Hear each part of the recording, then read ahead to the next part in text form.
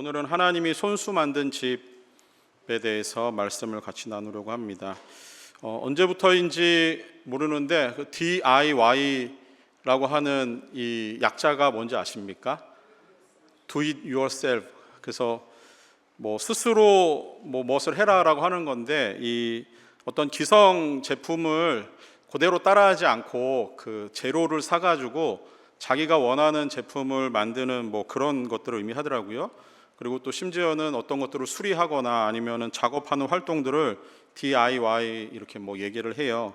또 요즘에는 또 모디 슈머라고 하는 신조어가 나왔는데, 이거는 또 뭔지 아십니까?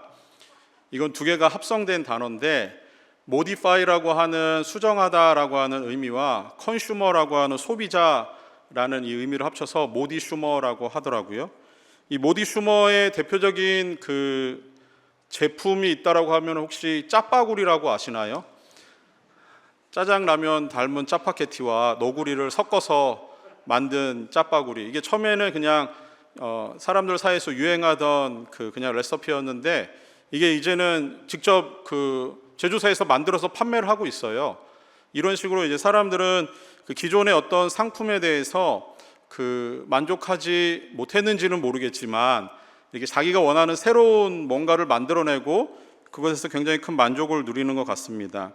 이렇게 사람들은 세상에 딱 하나 자신만이 만든 그 어떤 유일한 것이 있다라고 한다면은 그것을 보면서 굉장히 특별한 애정을 갖고, 그리고 그것에 굉장히 큰 어떤 성취감, 만족감 이런 걸 아마 누리게 될 것 같아요. 그래서 기업들도 사람들의 그런 심리를 알기 때문에 DIY 키트라든가 아니면 모디 슈머 제품들을 개발하고 판매하는데 혈안이 되어 있습니다. 자, 이처럼 DIY 제품이건 모디 슈머건 모두가 사람들이 자기의 만족과 또 자기가 누리고 싶은 어떤 성취감을 위해서 이렇게 제품을 만드는 것들인데, 자신의 만족을 위해서 무언가를 만들고 그 안에서 이제 만족과 성취감을 느낀다라고 했을 때 하나님께서도 아마 비슷하지 않으실까라는 생각이 들어요. 실제로 이렇게 사람이 뭔가 기쁨을 누리고 만족을 누리는 것은 실제로는 하나님이 가장 먼저 그것을 누리셨죠. 그리고 그 하나님의 만족과 하나님의 성취, 기쁨에 우리는 동참하고 있다라는 것을 우리는 알 수 있습니다. 창세기 1장 26절 말씀이에요. 하나님이 천지를 창조하시고 나서 하나님은 만드신 것, 손수 지으신 것에 대한 기쁨을 이렇게 표현하세요.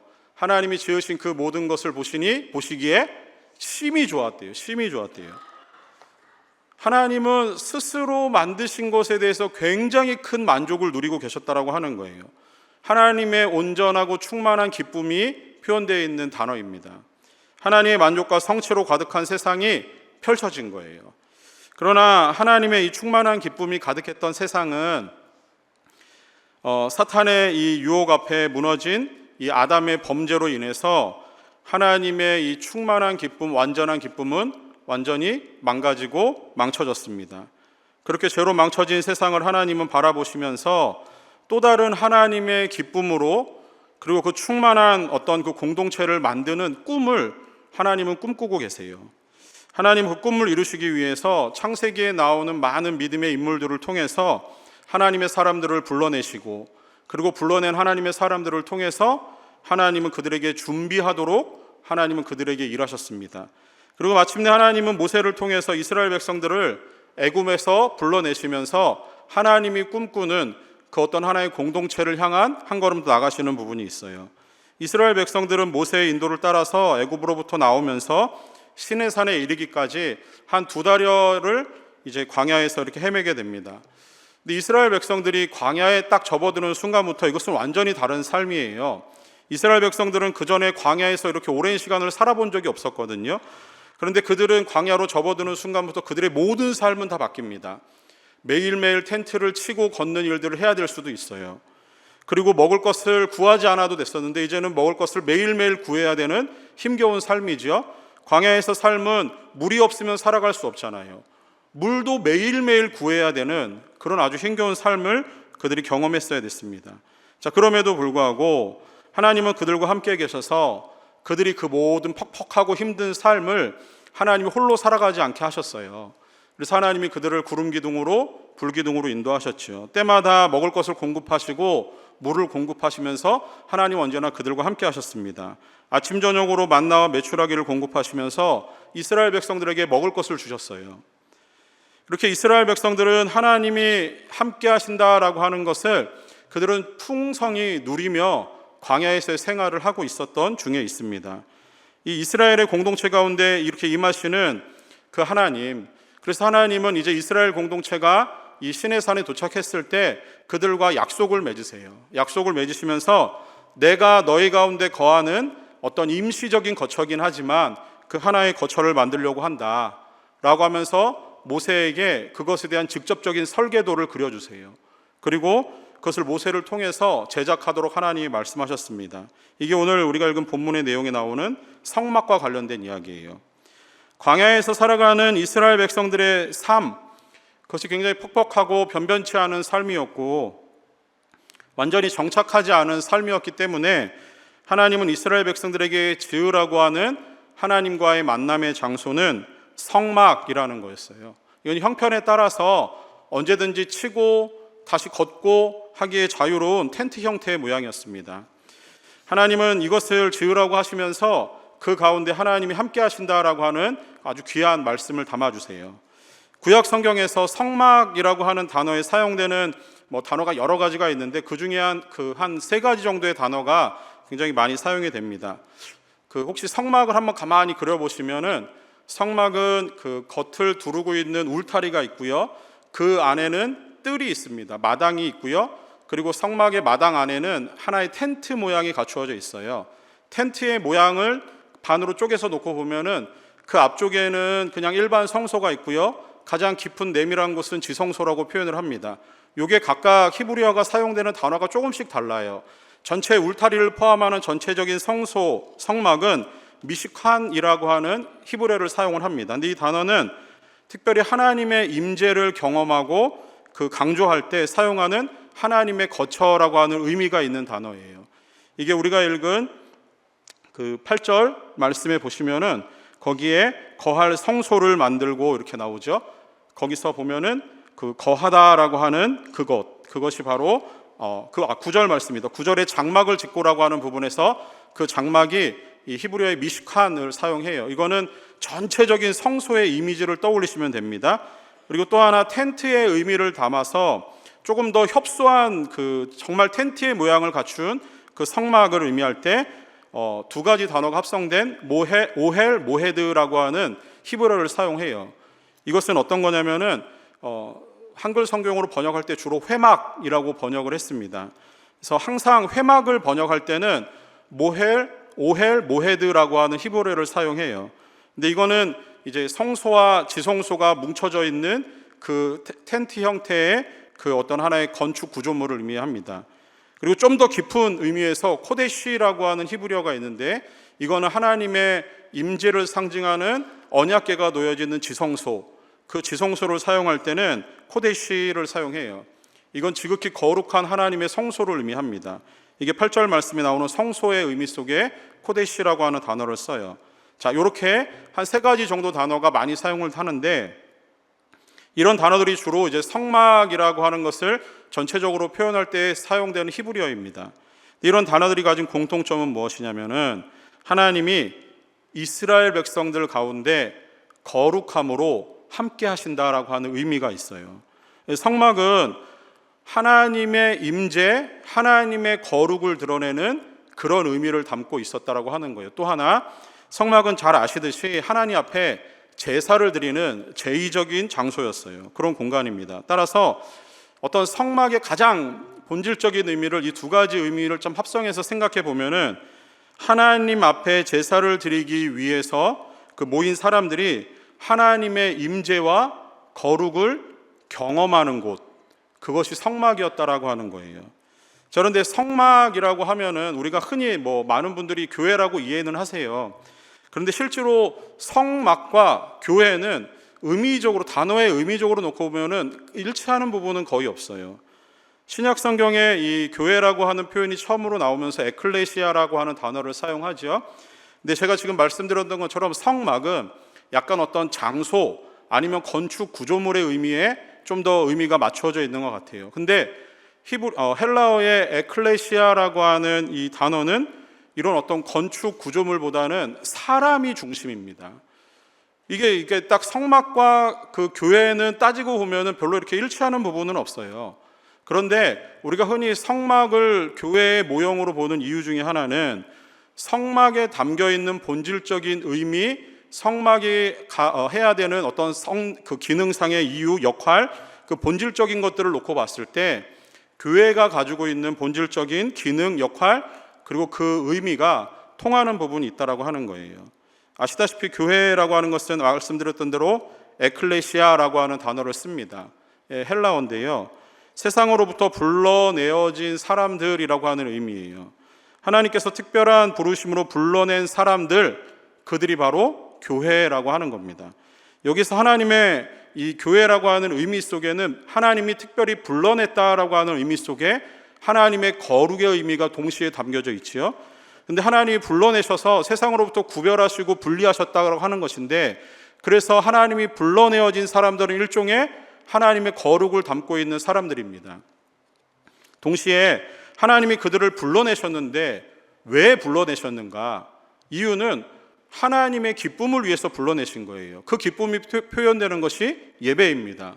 따라서 예배가 없는 교회는 교회가 아닌 거예요. 예배가 있어야 교회인 겁니다. 그런 본질적인 의미를 놓고 봤을 때 교회, 에클레시아 속에 담겨져 있는 의미 역시 하나님이 특별히 거룩하게 구별하셔서 불러낸 사람들이 하나님을 기쁘게 예배하기 위해서 모인 사람들이라고 하는 의미가 담겨져 있지요. 그러면서 그 속에서 하나님의 임재와 거룩을 경험하는 겁니다. 자, 이렇게 놓고 보면은 성막과 교회는 이런 본질적인 의미에서는 통하는 부분은 있어요. 그래서 성막은 어떤 부분에서는 교회의 원형적인 이미지라고 할 수도 있는 하나님의 집이라고 하는 겁니다. 자, 그런데 이 성막을 제안하고 설계하신 분은 바로 하나님 스스로가 하신 일입니다. 오늘 본문의 말씀의 이 앞부분은 그 모세가 1차로 시내산에 등정을 하고 거기서 이제 하나님께서 모세에게 여러 가지 율법과 계명들의 말씀을 이제 말씀으로 구두로 알려주시는 부분이었어요. 자, 모세가 하나님의 말씀을 듣고 내려와서 백성들에게 하나님의 말씀을 선포합니다. 하나님이 내게 이런 말씀을 하셨다라고 선포를 해요. 자, 그러면서 백성들이 여기에 그 자발적으로 순종하고 동의를 표하며 아멘이라고 표시를 해요. 그리고 나서 두 번째로 하나님께서 다시 모세를 올라오라고 하세요. 두 번째 올라오라고 하신 이유는 이스라엘 백성들이 하나님의 말씀에 순종하겠다 동의했기 때문에 하나님의 말씀을 하나님이 손수 만드신 돌판에 새겨주시기 위해서 모세를 2차로 등정하라고 말씀을 하셨습니다.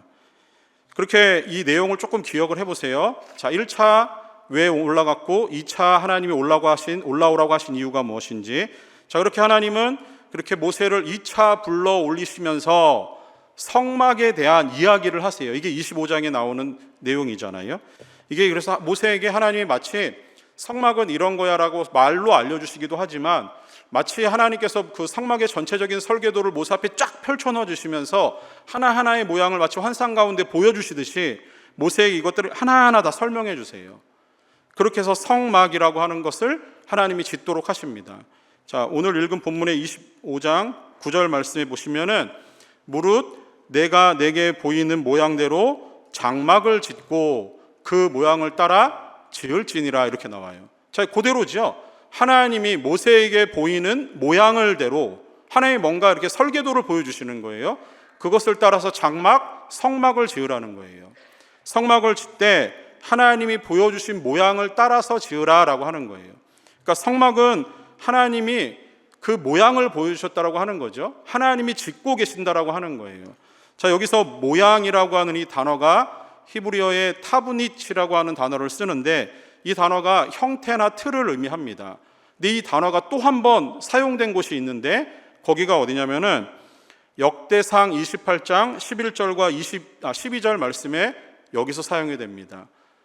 다윗이 성전의 복도와 그 집들과 그 곳간과 다락과 골방과 속죄소의 설계도를 타브닛을 그의 아들 솔로몬에게 주고 또 그가 영감을 받은 모든 것 곧 여호와의 성전의 뜰과 사면의 모든 방과 하나님의 성전 곳간과 성물 곳간의 설계도를, 이 타브닛을 주고라고 하는 거예요.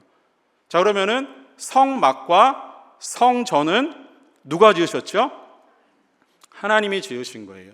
똑같은 모양 설계도를 하나님이 모세에게, 하나님이 성전을 위해서는 다윗에게 주신 거예요. 그것을 따라서 모세는 성막을 지었고 다윗은 그것을 솔로몬을 통해서 성전을 지었습니다.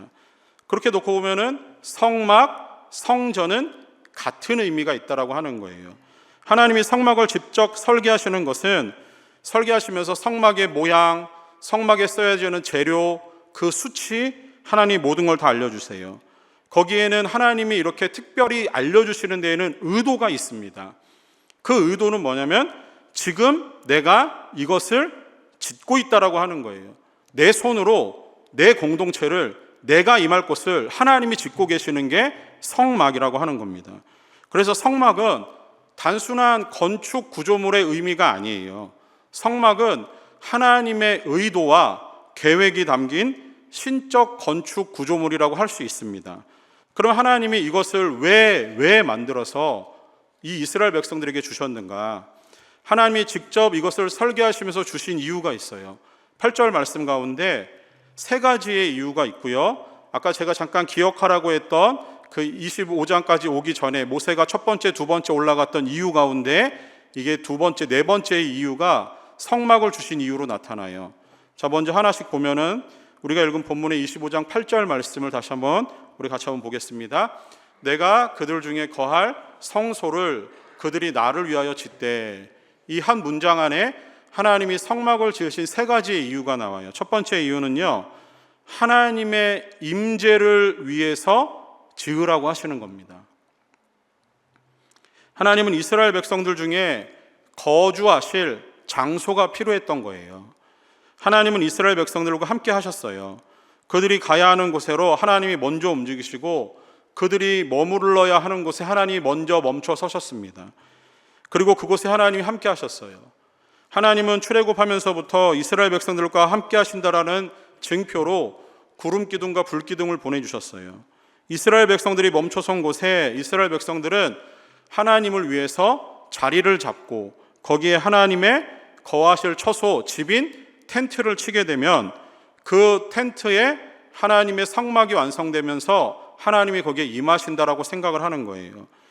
근데 그 하나님의 임하시는 이 성막이 어디에 위치했냐면 이스라엘 백성들이 멈춰선 곳에서 동서남북 사방으로 이스라엘 백성들이 퍼지고 한가운데 하나님의 성막이 자리하게 됩니다. 그래서 이스라엘 백성들이 어디 사방에서 어느 곳에서 있든 중심을 향해서 바라보게 되었을 때 그들은 하나님의 성막을 볼 수 있었던 거예요. 하나님이 그들의 가운데, 그들의 중심에 함께 하셨음을 하나님이 보여주시는 거예요. 하나님은 이 배치까지도, 성막의 배치까지도 하나님의 의도와 계획을 담아서 내가 너희와 함께하고 있어, 내가 너희 가운데 임할 거야 라고 하는 것을 보여주시는 거였죠. 두 번째, 하나님이 성막을 주신 이유는 하나님의 거룩하심을 보여주기 위해서 성막을 지으신 겁니다. 여기 8절에 아까 사용된 성소라고 하는 것은 미크다시라고 하는 단어를 쓴다고 말씀을 드렸어요. 하나님의 거룩을 나타내는 표현입니다. 그런데 하나님의 거룩은 곧 하나님의 임재와도 연결되어 있죠. 그래서 성막은 세상과 구별되고 분리되는 하나님의 거룩이 임하는 장소입니다. 이것이 이스라엘 백성들 가운데 존재했어요. 이스라엘 백성들은 세상 속에서 광야라고 하는 퍽퍽한 삶과 그들이 받아들이기 힘든 현실 속에서 치열하게 살아야 됐습니다. 그러다가 성막을 바라보거나 성막을 향하게 되면 거기에 임재해 계신 거룩하신 하나님의 그 임재에 압도당하게 되는 거예요. 세상 속에서 살지만 성막을 바라볼 때, 그것을 향해서 가까이 나아갈 때, 그럴 때마다 자신이 하나님의 거룩을 담고 있는 그 하나님의 백성을 눈으로 확인하고 그들의 마음으로 느낄 수 있도록 하나님의 거룩을 담아 하나님이 성막을 짓도록 하신 겁니다. 세 번째, 하나님이 성막을 주신 이유는 하나님의 백성과의 만남, 그것을 위해서 주신 거예요. 제의적인 의미에선 제사, 우리가 생각하는 예배를 위해서 하나님이 성막을 주셨어요. 하나님의 백성으로 완전히 거룩하신 하나님의 그 임재를 경험하고 그리고 동시에 죄사함의 은혜를 누리는 것은 하나님의 백성만이 누릴 수 있는 유일한 특권입니다. 그렇게 하나님의 누릴 수 있는 하나님이 주신 유일한 특권을 누릴 수 있도록 하나님은 성막을 주신 거예요. 이스라엘 백성들은 성막을 바라보면서 이 거룩하신 하나님의 임재를 느낍니다. 그리고 그 거룩한 장소를 향할 때마다 하나님의 거룩하신 임재 앞에 그들이 두려워 떱니다. 그리고 그 장소에 들어설 때마다 하나님을 만나는 경외함과 죄사함의 신비를 누리는 곳이 성막이었다라고 하는 거예요. 그래서 성막은 이러한 하나님의 신비와 은혜가 경험되는 곳이었다라고 하는 겁니다. 자, 그리고 네 번째는 오늘의 이 본문의 위치에 네 번째 성막을 주신 이유가 담겨져 있어요. 그것은 하나님의 은혜와 구원을 보여주시기 위해서 그러한 장소로 삼으시려고 하나님이 주신 거예요. 출애굽기 25장을 우리가 읽었는데 이제 40장까지 이어지는 쭉 내용은 성막과 관련된 얘기가 쭉 나와요. 그런데 이제 2차로 이 모세가 그 시내산에 등정을 했잖아요. 기억하시죠? 불과 한 10분도 안 되기 전에 말씀드렸던 부분이에요. 1차는 하나님이 말씀으로 율법과 계명을 알려주시기 위해서 올라오라고 하셨고 그들의 자발적인 순종과 동의를 약속하신 이후에 하나님이 2차로 모세를 다시 불러 올리셨어요. 이유는 뭐였죠?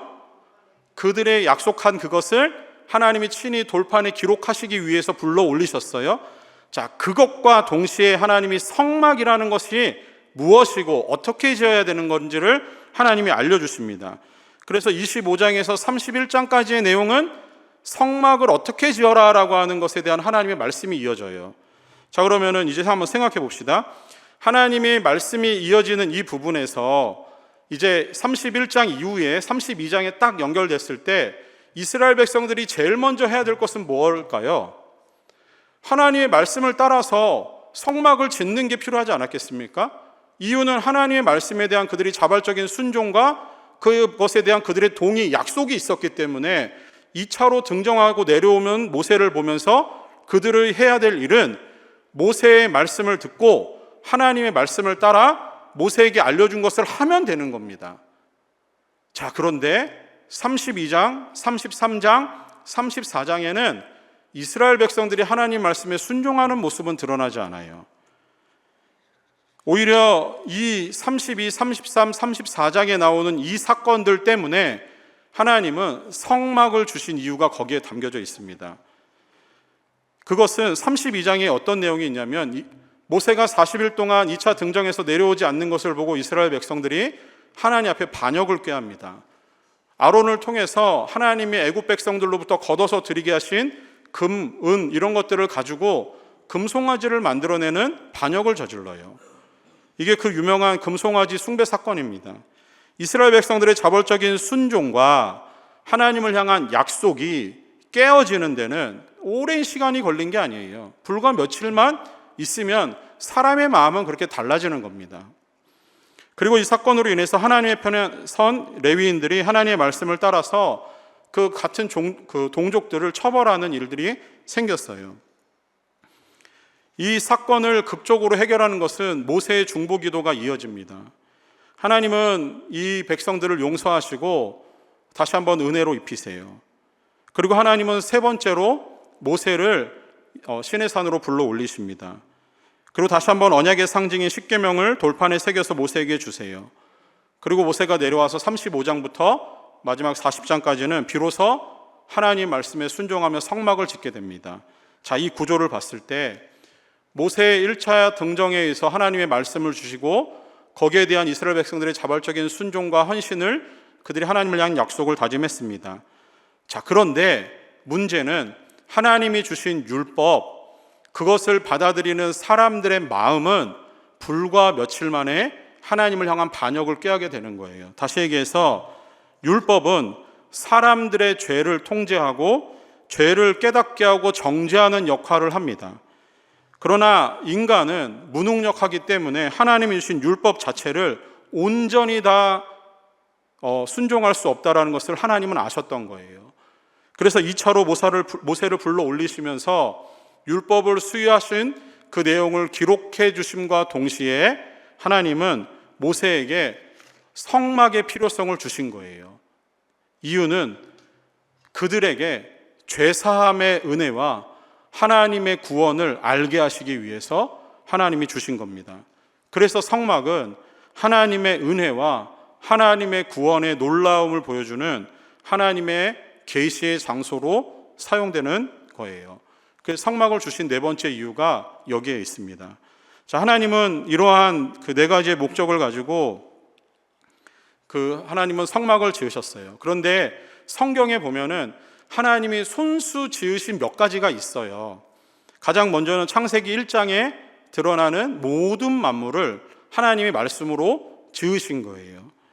그래서 그 중에는 하나님의 거룩과 임재를 보여주는 가장 확실한 모형인 아담과 하와가 하나님이 만드신 가장 확실한 하나님의 기쁨이고 독창적인 하나님의 창조물이었다라고 하는 거죠.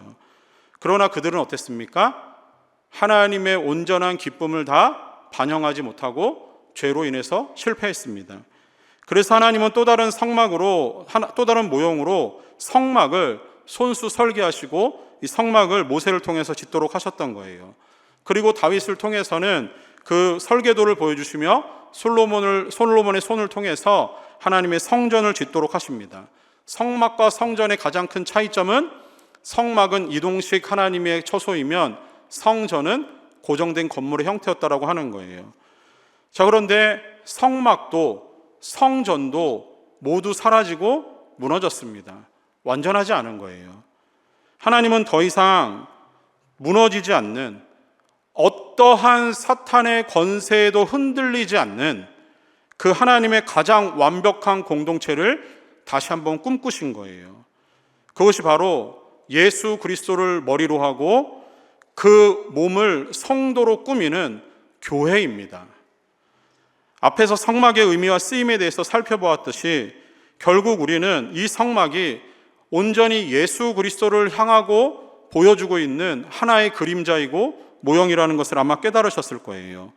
성막이 하나님의 임재와 거룩을 보여주는, 그렇게 백성 중에 거하시는 하나님, 그것을 상징하는 장치였다라고 한다면은 예수님은 동정녀의 몸에서 태어나셔서 우리와 함께 하시는 임마누엘, 실제적인 성막, 그것의 완벽한 재현이고 실제입니다.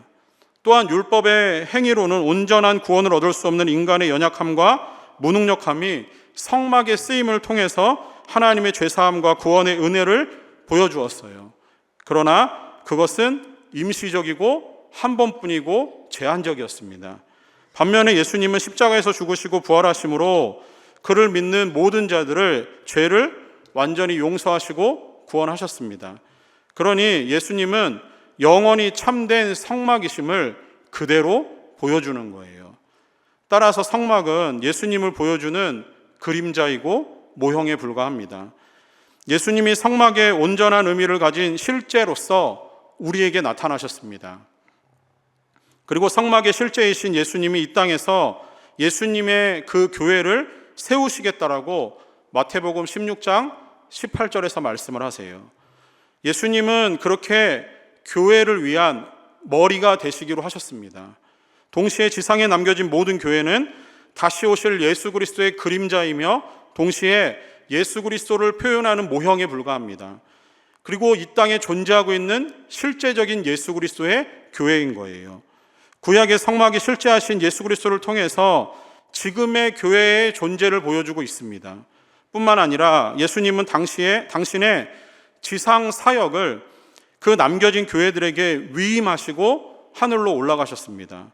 지상에 남겨진 건물로서의 교회는 그리스도의 남겨진 사역을 위임받은 성도들의 모임이며 그리스도의 참된 복음을 전파하고 자랑해야 하는 사명을 가진 공동체가 된 줄 믿습니다. 그래서 우리 임마누엘 교회는 그런 하나님의 의도와 마음을 담아서 이곳에 모인 하나님의 거룩을 닮아가는 하나님의 거룩한 백성인 줄 믿습니다. 그리고 그런 성도들이 모인 우리 교회 안에 있는 작은 가정교회도 마찬가지로 하나님이 손수 계획하시고 하나님이 만드신 아름다운 공동체인 줄 믿습니다. 그렇게 우리 신자 한 명 한 명은 우리에게 주신 그리스도의 그 아름다운 명령인 영혼 구원을 위해 제자 삼으라고 하는 그 명령 앞에 자신의 삶을 펼쳐가야 되는 하나님이 선택한 거룩한 백성인 줄 믿습니다. 또한 같은 뜻을 품고 다시 목장으로 몇몇 사람들이 모여서 우리가 해야 되는 일은 우리에게 주어진 교회가 남겨져 있는 사명, 영혼 구원에 있습니다. 그것을 위해서 성도들이 모여서 아름다운 교제를 나누고 성도 간에 서로 섬기고 사랑하는 작은 공동체, 그것이 가정교회입니다. 더 나아가서 그런 작은 가정교회 공동체가 하나님이 주신 원대한 비전과 꿈을 품고 모여서 함께 예배드리고 그리스도의 아름다운 몸을 함께 세워져 가는 것이 우리 임마누엘 교회입니다. 사랑하는 성도 여러분, 우리는 오직 예수님을 하나님의 아들이시며 또한 우리의 참된 구원자로 믿고 따르고 그분만을 사랑하는 참된 하나님의 백성인 줄 믿습니다. 그렇다면 우리는 이미 세상과 구별되어진 그렇게 하나님의 은혜를 입은 사람들입니다. 그리고 우리가 모이는 공동체는 하나님이 손수 만드신 공동체예요. 하나님이 이 공동체를 왜 손수 만드셨겠습니까? 하나님의 기쁨과 만족 때문에 만드신 공동체입니다. 바라기는 여기 계신 우리 모든 성도님들이 하나님이 나를 손수 만드셨다라고 하는 그 의미를 기억하시고 우리에게 주신 이 땅에서의 사명을 기쁨으로 감당할 수 있기를 원합니다. 우리가 모여서 하나님을 예배할 때 더할 나위 없는 하나님의 은혜와 하나님의 임재가 이곳에서 경험되어질 수 있기를 소망합니다.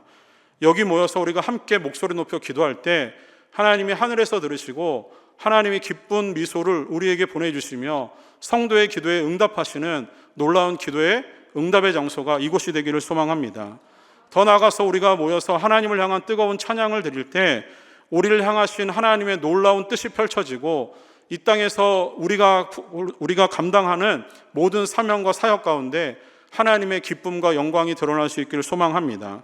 그렇게 우리 교회가 이곳에 세워져 있습니다. 여러분이 이렇게 모여 있습니다. 그 모임의 의미와 우리에게 주신 사명을 잊지 마시고 우리를 향하신 하나님의 위대한 뜻을 향해서 영혼 구원과 제자 삼으라고 하는 그 명령 앞에 감사와 기쁨으로 순종할 수 있는 온전한 그리스도의 성전 될 수 있기를 간절히 소망합니다. 기도하겠습니다. 하나님 아버지, 우리를 하나님의 아름다운 사명자로 불러주시고 이렇게 좋은 공동체를 허락하여 주심을 감사합니다. 주의 집에 거하기를 기뻐했던 다윗처럼 우리도 주님이 직접 만들어주신 이 교회 공동체 안에서 더욱 하나님을 사랑하며 예배하고 서로를 돌아보는 사랑으로 섬길 수 있도록 은혜를 베풀어 주시옵소서. 그렇게 우리 임마누엘 교회가 하나님의 비전을 향해서 함께 걸어갈 수 있는 믿음의 공동체 될 수 있도록 주님 우리와 함께하여 주시옵소서. 주께 감사하며 예수님의 이름으로 기도합니다.